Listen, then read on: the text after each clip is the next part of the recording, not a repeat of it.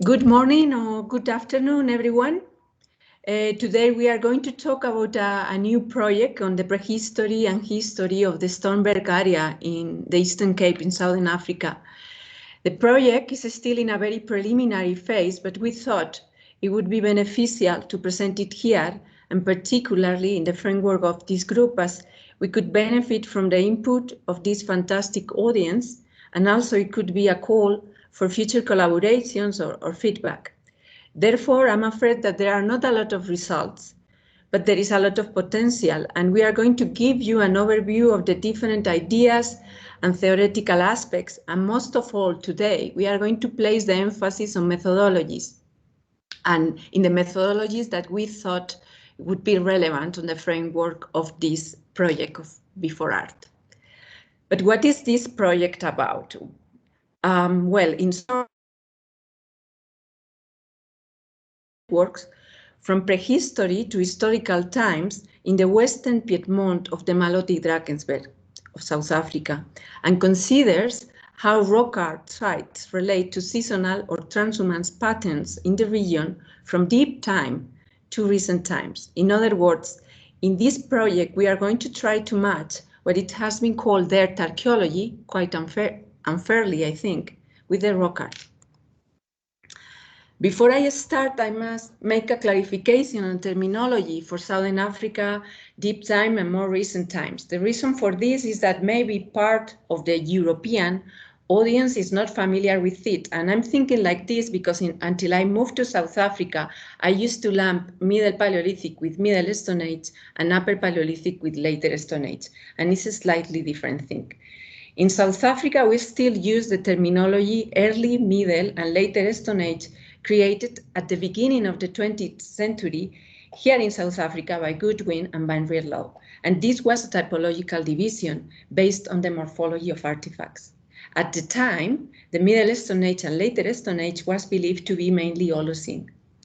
Now we know that what we call Middle Stone Age started 300,000 years before present, and it is often associated or strictly associated to Homo sapiens, although in the later years, for the beginning of the Middle Stone Age, it has been associated to other hominins such as Homo naledi and heidelbergensis. The Later Stone Age is often associated to the extension of microlithism and with other organic tools and other technological and hunting strategies. And the traditional beginning of the Later Stone Age is around 20,000 years before present, although some researchers place it in 40,000 following the evidence of Border Cave. Finally, people with livestock arrived more or less 2,000 years ago to this part of the world, and the contact European period in South Africa, it varies depending on the area, but the area that I'm going to be talking today is mainly the 19th century.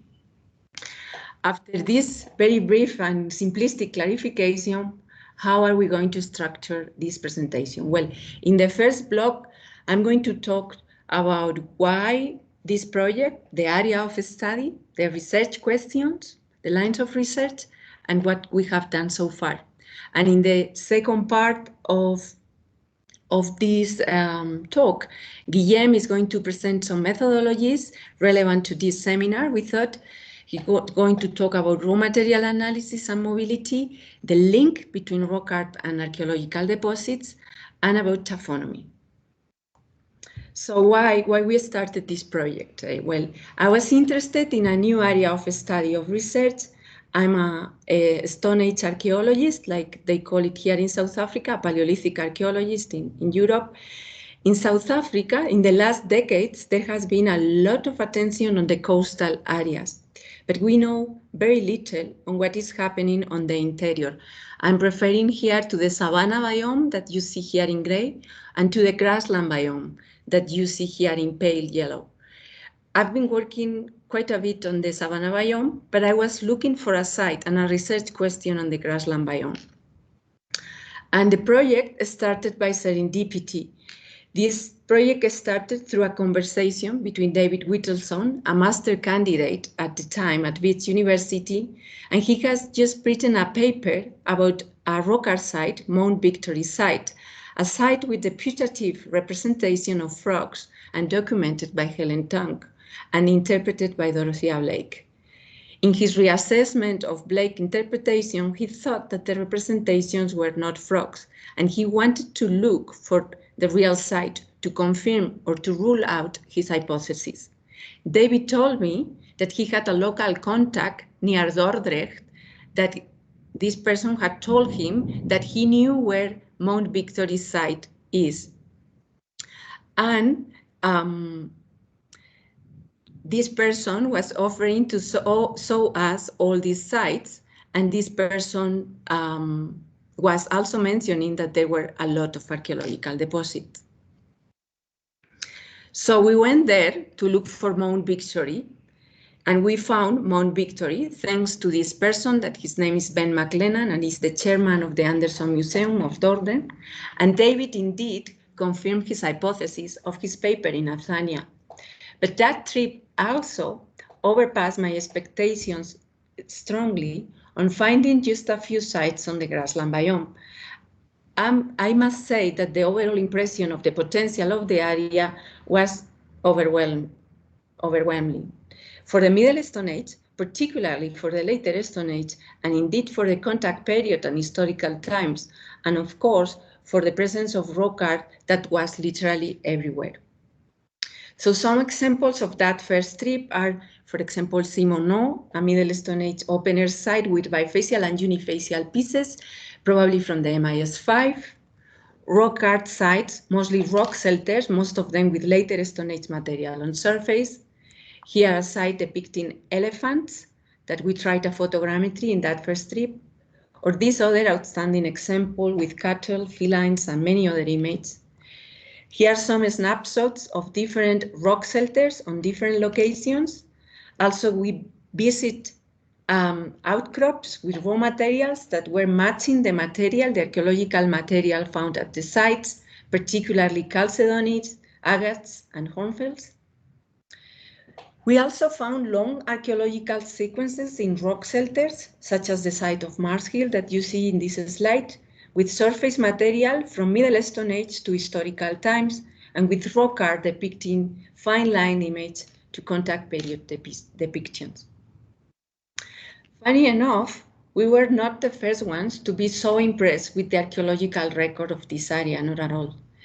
It's interesting to note that one of the oldest references to stone tools in South Africa comes precisely from this area, from Doon, a geologist that worked on behalf of the Cape government. He published in 1880 in the Transactions of the South African Philosophical Society, one of the first references to stone tools in South Africa, and later in 1931, a book entitled The Bushman, where he basically associated all the stone tools to what he called the Bushman.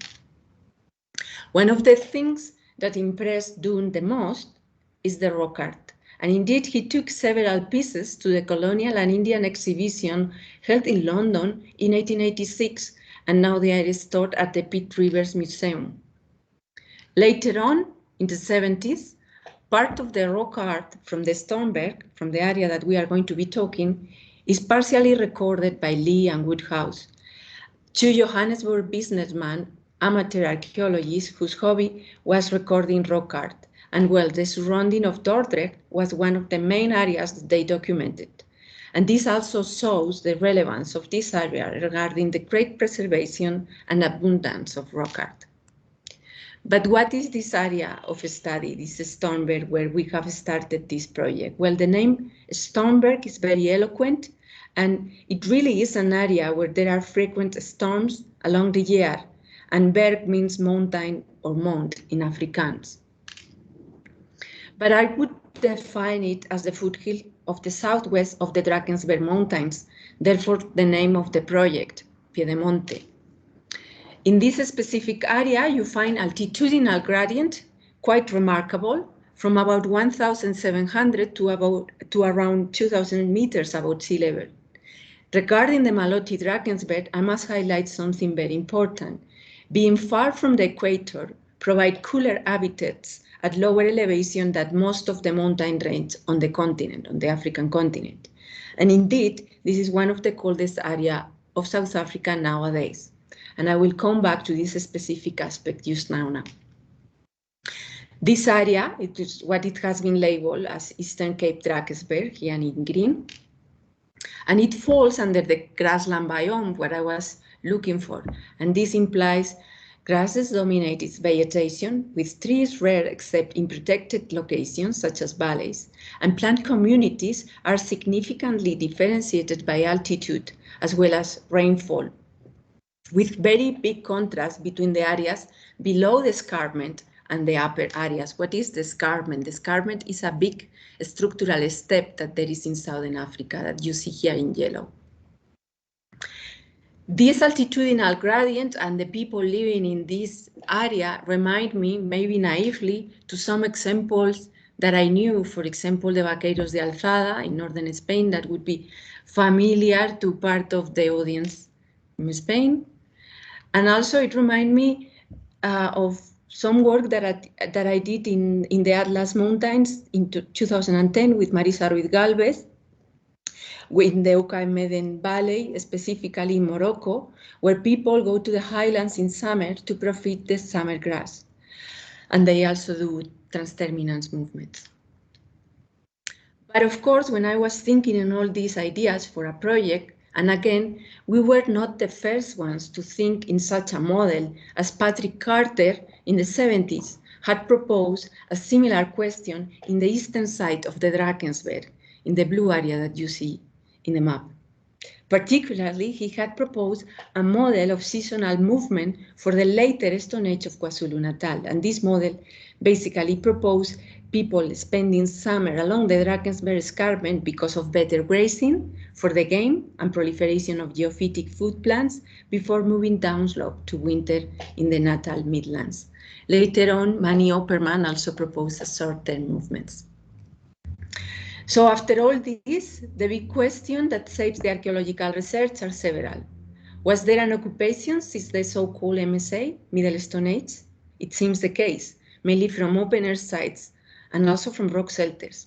What type of movement or strategies were developed? Were they short-term movements or long-term seasonal movements? Were there periods that occupation stopped? Did this change during the so-called later Stone Age? How and why? And given that the rock art is so prominent in the later phases, this we assume, because we don't know the dates of the rock art, when this started, and with what it correlates in the archaeological record, and how. Moreover, it is the outstanding evidence of rock art a mere byproduct of preservation, this proliferation, or can we track it back in time? Thus, inquiring on when the altitudinal movement started and how what we call rock art play a prominent role or not since the Pleistocene to recent times. In addition, I have plenty of specific questions concerning the Middle Stone Age specifically, but today I'm not going to go through that because I don't think it's the focus of this seminar. But one of the most pressing questions is what is the link between rock shelters, open-air sites, and outcrops of raw materials? And of course, in this equation, how final remains and paleobotanical remains play a role here. A site not very far from here, Strat Allan, holds one of the oldest evidence of grass bedding in the world, and we assume that there is potentially an outstanding preservation of paleobotanical remains that are so important for past societies. Another topic that we would like to inquire, and Guilhem is going to talk about this just now, is provenance. Another topic is the link between rock art and excavation material. Guilhem is also going to give you some information about this. And luckily, for the understanding of the rock art in this area, there are two recent PhD, the one of Bretton Sinclair Thompson on the contact period and historical accounts, and the one of David Whittleson for the previous hunter-gatherer phase in the Woodhouse district. And I must clarify that these are independent research to this project. Regarding dating, it would be relevant to date both the archaeological record and eventually, why not, the rock art. And for the archaeological later Stone Age material, we have already results from Poznan and Oxford, and for the Middle Stone Age, that is always very difficult to date, we are collaborating with Eslem Benarous for the OSL and ESR, and with Teboho Macuela from the University of Johannesburg for the cosmogenic of open-air sites.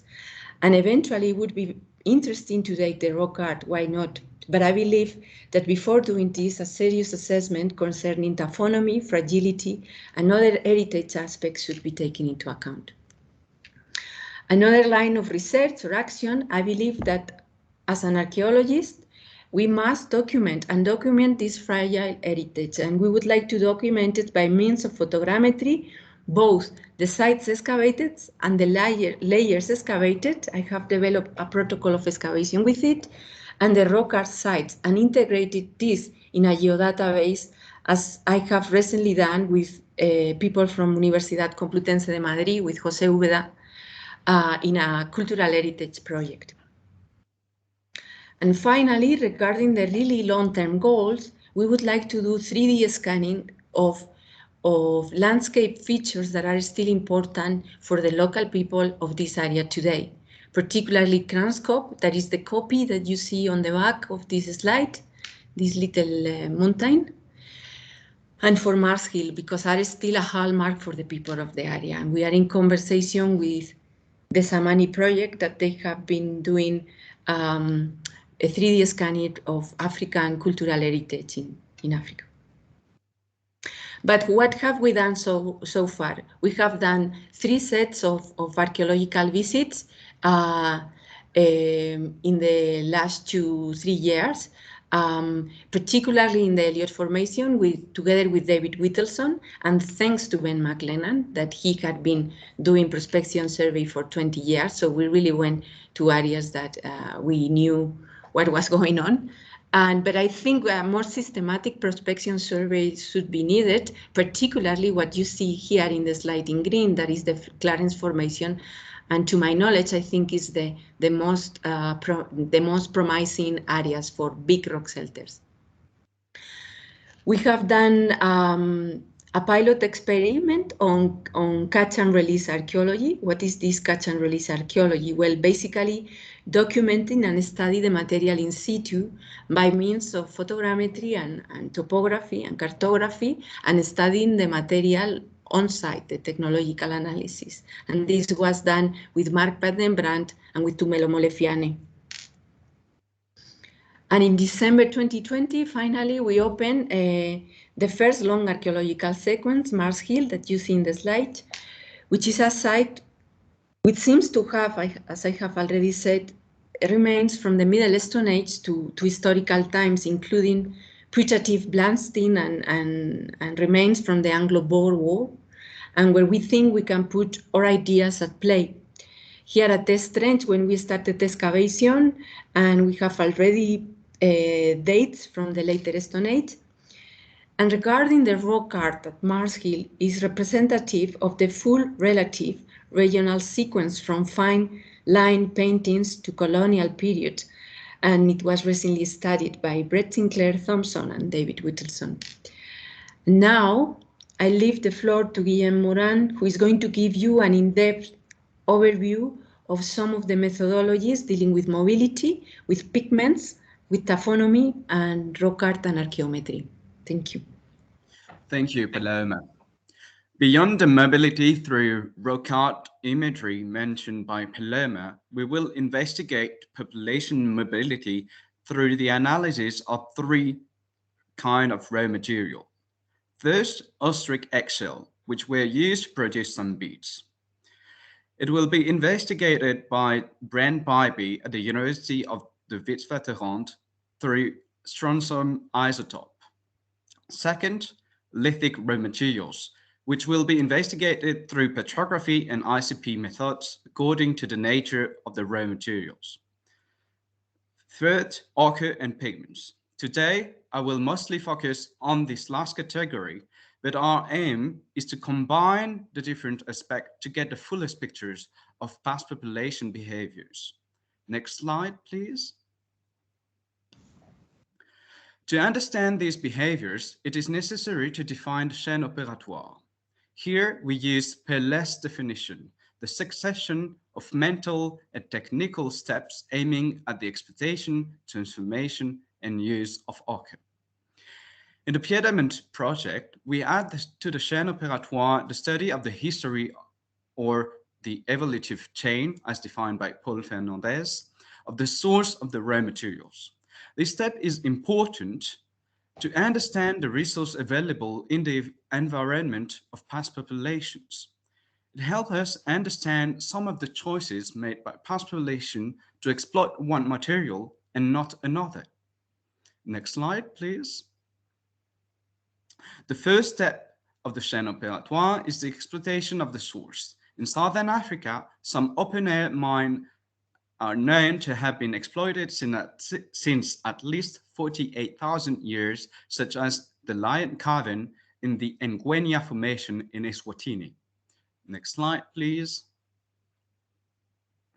Once extracted, the material can be directly fragmented or abraded to ensure a lighter weight to transport. But the transformation can also occur after the transportation. It can imply fragmentation, abrasion, heating, and mixing with other compounds, such as organic materials in the case of the hafting adhesives, as it was the case at Sibuti Cave more than 60,000 years ago. Next slide, please. Finally, the ochre is used. Here we must have in mind that ochre could be used for other purposes than realization of rock paintings, such as component of hafting adhesive or abrasive agent to polish some beads, or as body care products against sun or mosquito. Next slide, please. The identification of the chain opératoire must be performed with taking into account the different taphonomical processes that affected the site and the paintings since their respective abandon or realization. Next slide, please. To get the fullest picture of past population behavior, the Piedemonte project relies on creating a dialogue between the rock paintings and the archaeological deposits. Such dialogues aims at providing a context of occupation and exploitation of rock art sites by past population. In the Piedemonte project, this dialogue relies on three different aspects. First, the rock art iconography and the cultural material that will be found in the archaeological deposits. Second, the taphonomy of the two contexts, the rock art panel and the archaeological deposit. The taphonomical processes are different, but it is possible to identify a relative chronology thanks to the taphonomical processes, such as oxalic coatings over the paintings or pigment remobilization due to water runoff over the painting, and remobilization that can later be buried under the sediment. Next slide, please. Third, the analysis of ochre and pigment, thanks to mineralogy and geochemistry. Here, we must have in mind that ochre could be used for other purposes, as mentioned earlier. Naturally, the pigment might have been processed, and both ochre and pigment suffered from different taphonomical processes, but it remains possible to determine whether or not the ochre recovered in the archaeological deposit has a compatible signature with the ones present in the pictorial layers of the paintings. Thanks to these different approaches, it is then possible to interrogate population behaviors and mobility thanks to rock art and other archaeological finds.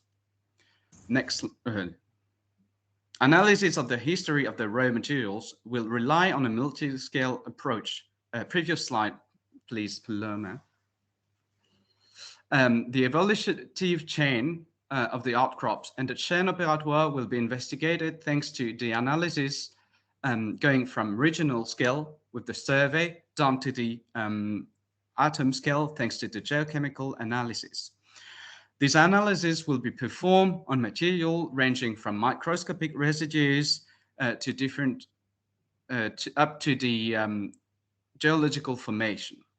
Naturally, understanding the different steps of the chain opératoire requires a back and forward approach. Next slide, please. The multi-scale approach will be completed by a multi-technical approach combining non-invasive analysis such as portable XRF and invasive approaches such as ICP-MS. Such an approach is the way to get the fullest picture of past population behaviors. Next slide, please.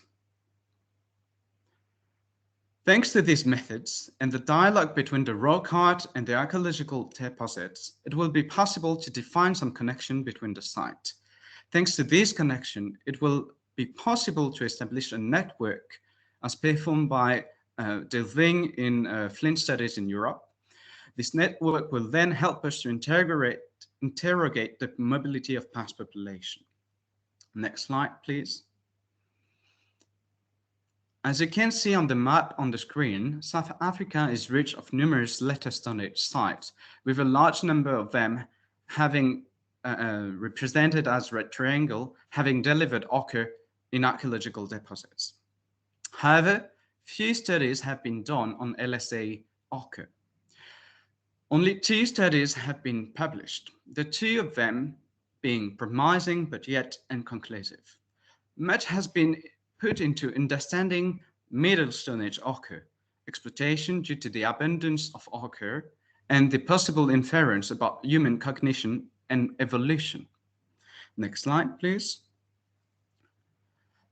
But the geological context of South Africa is favorable to the integration of the existence of local and regional mobility thanks to the existence of large iron formation in red hues and numerous hydrothermal faults in black lines in the north of the country, and the presence of ferruginous formation already sampled during archaeological Middle Stone Age studies in orange hues in coastal and subcoastal areas.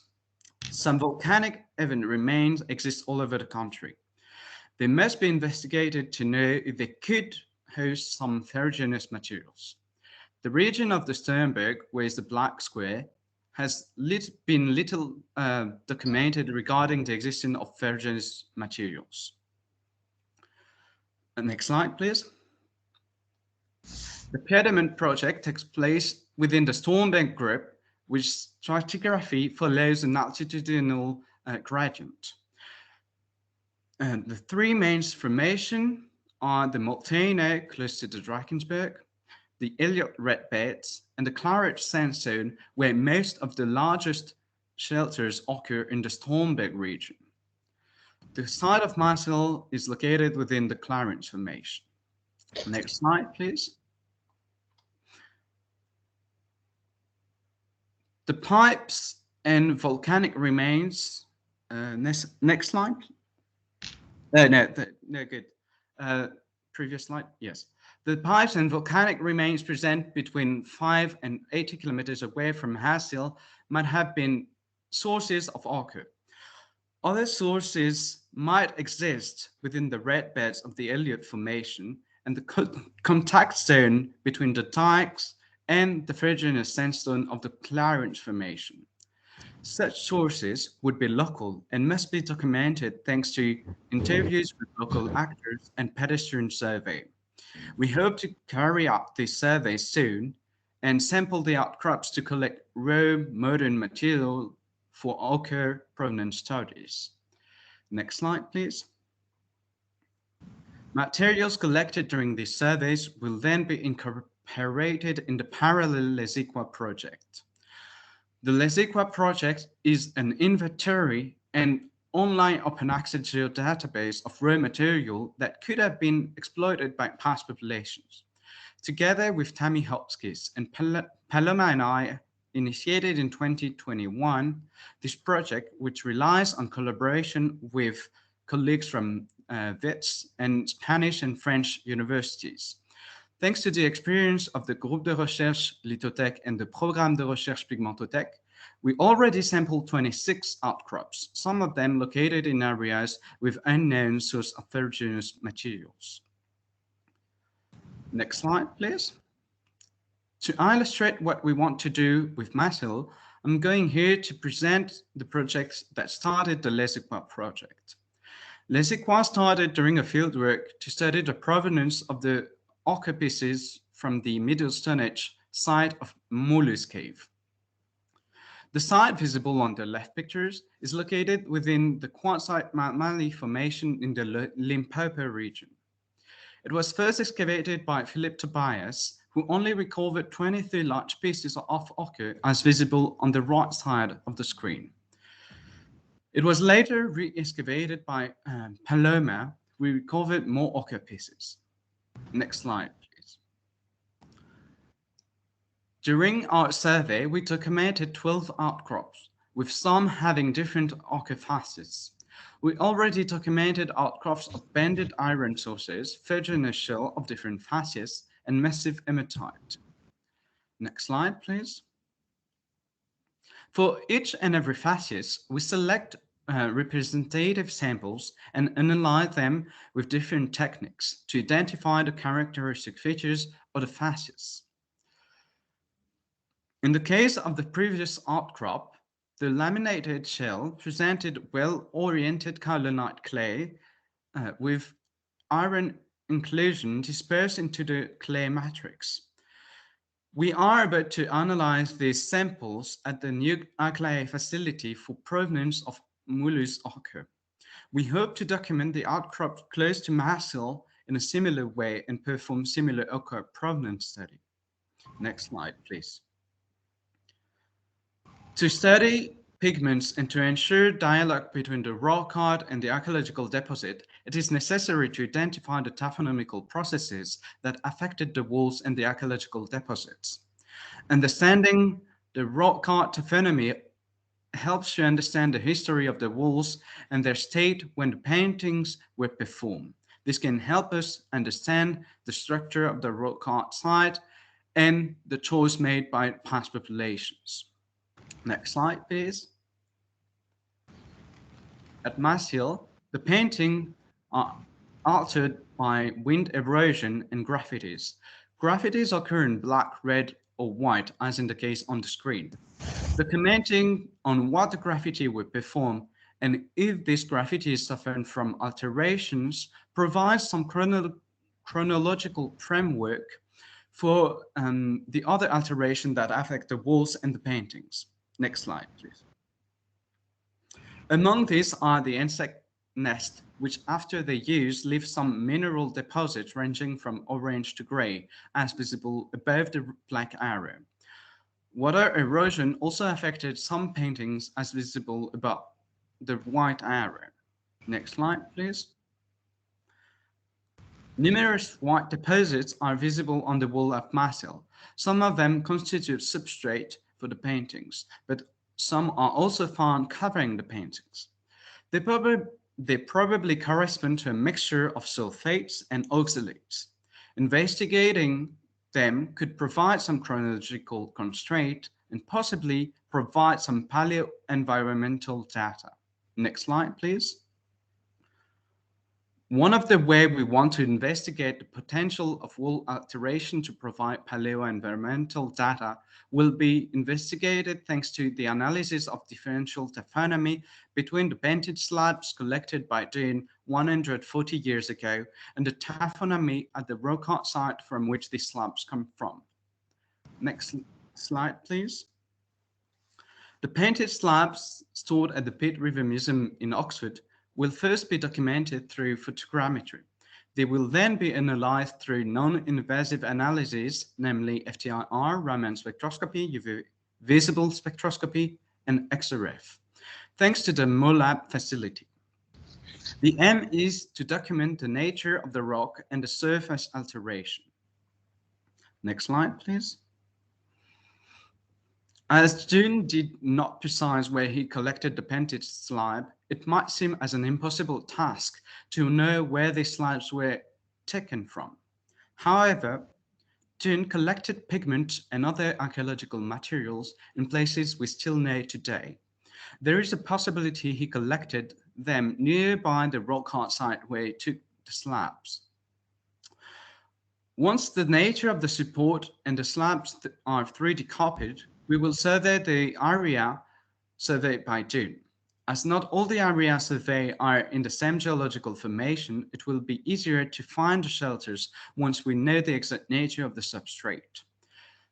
All the shelters surveyed by June are located at more than 60 kilometers away from Mass Hill, but it still helps us to document the taxonomical processes that have affected the rock art in the region.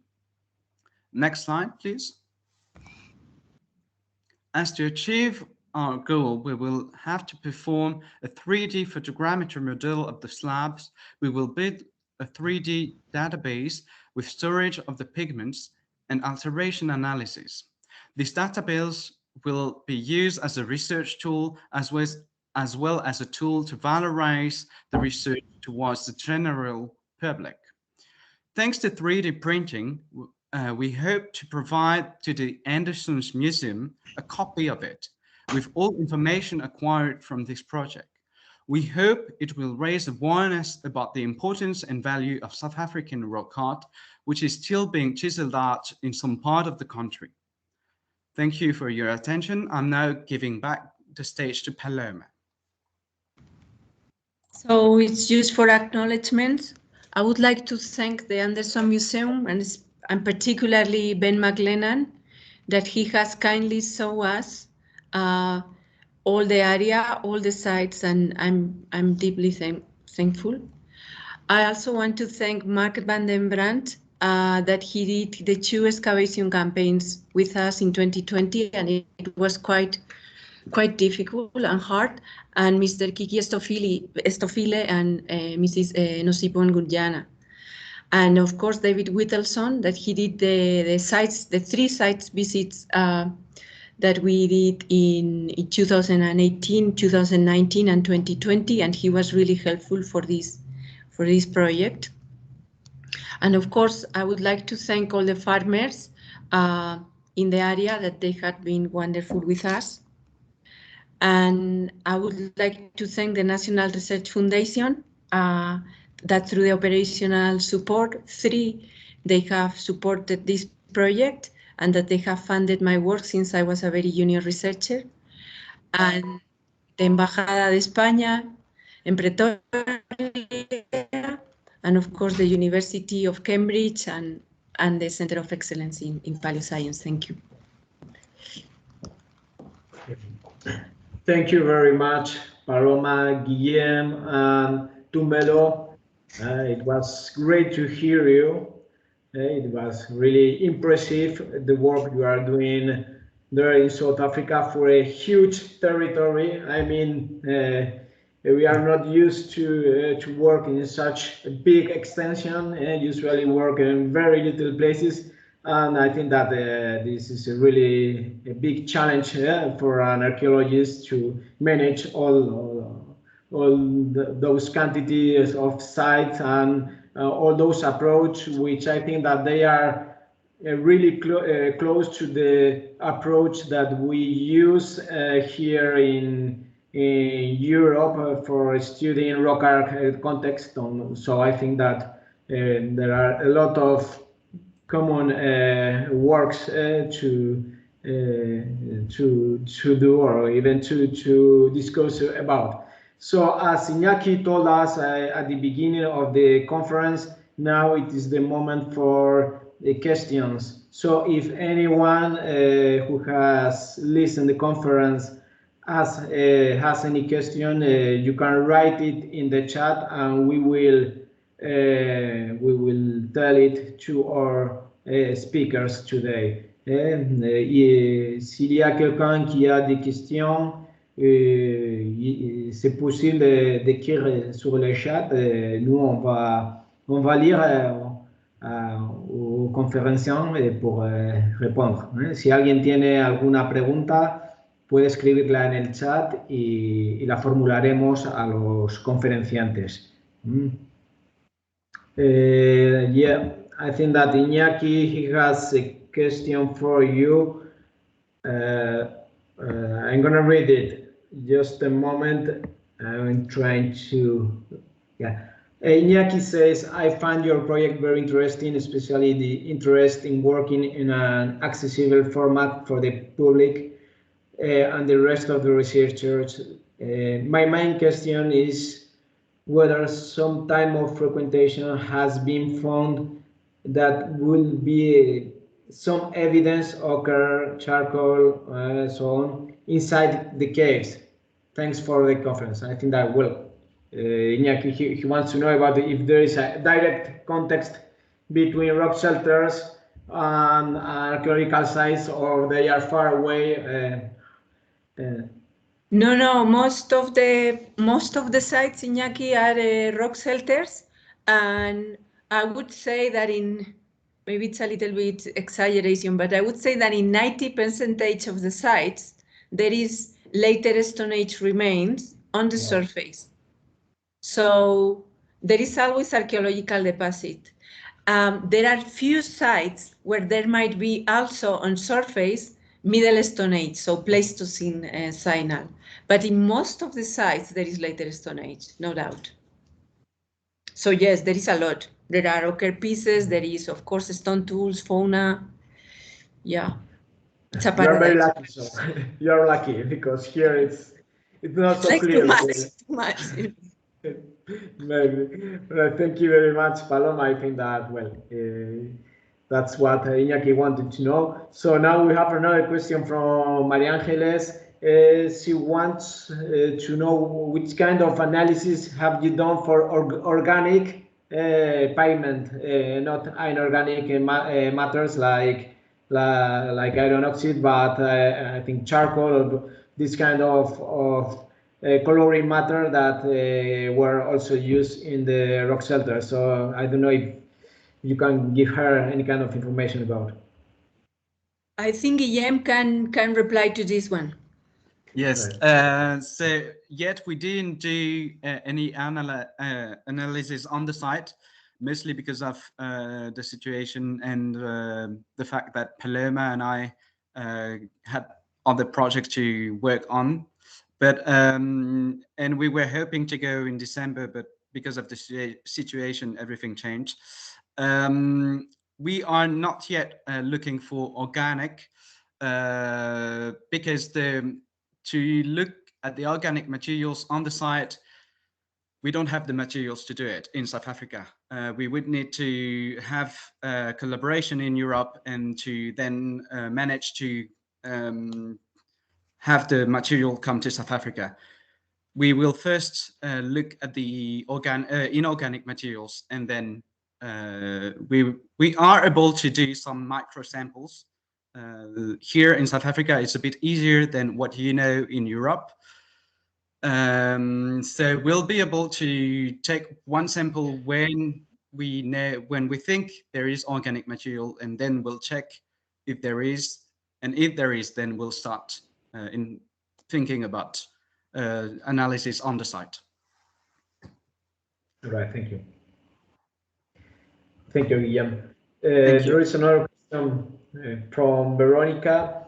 She wants to know how hard or how easy it is to make a relationship between the archaeological sites, I mean the stratigraphical sequences and the rock shelters. I mean, maybe we can find some kind of ochre in the stratigraphy close to the rock art, but I mean, I think that maybe analysis must be done, and different kind of analysis between rock art, between coloring, red coloring matters, and those ochres found in the sites. I think maybe it's too early for you.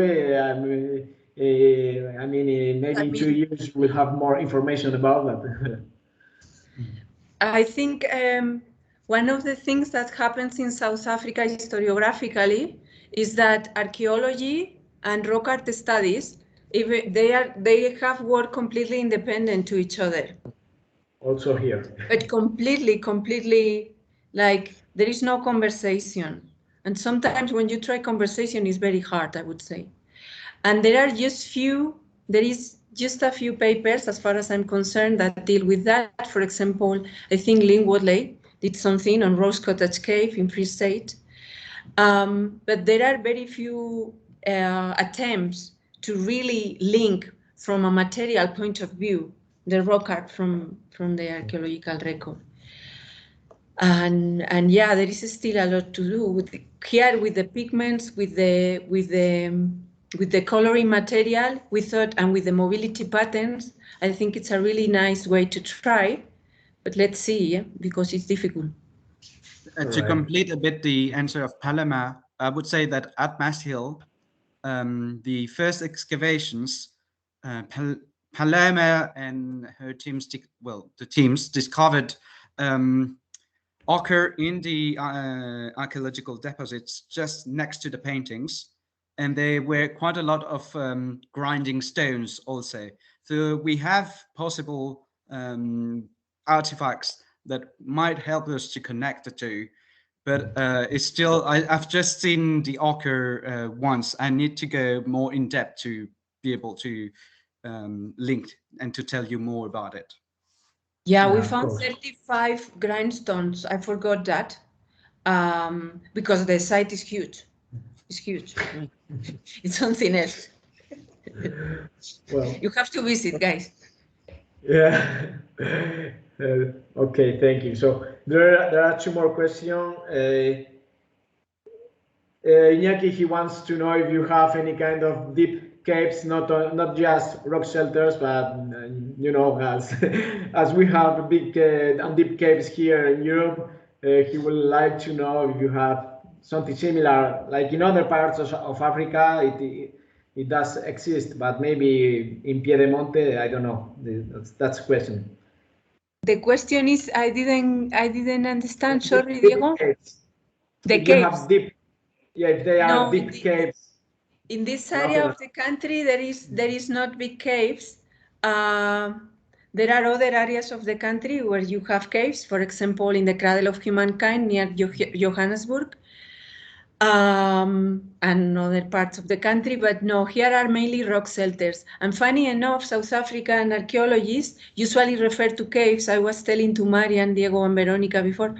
They refer to caves when they are actually meaning geomorphologically rock shelters. It's, I don't know why. So here is rock shelters. This is it. All right. Thank you. There is another question from David González Álvarez.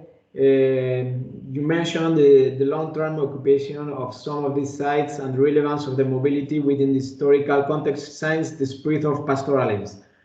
How do these historical ethnographic sources inform you when proposing mobility of hunter-gatherer groups from MSI or LSI?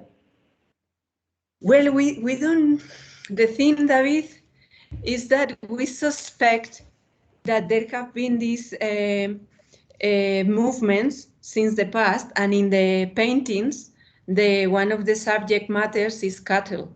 So we assume that in the area there must be pastoralists, but how that articulates with the hunter-gatherers that they were there until the 19th century before they were exterminated, and it's an enigma because things have not been excavated, and the ethnographical references, the direct, still today is difficult because, as you know, the country has a complicated history and people were moved around. So, for example, the local people that live now in Rousseau, historically, they were not people from that area.